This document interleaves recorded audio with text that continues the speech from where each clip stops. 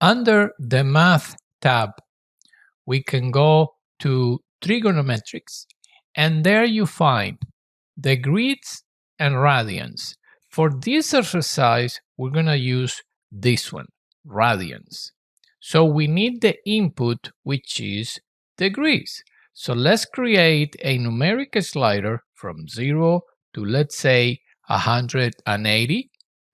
We connect, we can stretch, and let us double click on the canvas and create a panel.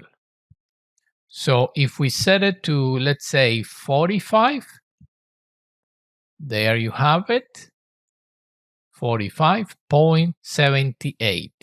If you set it to 90, there you have it, 0.5 multiplied by pi. So we're going to use this one on the next exercise in order to be able to rotate our hatch.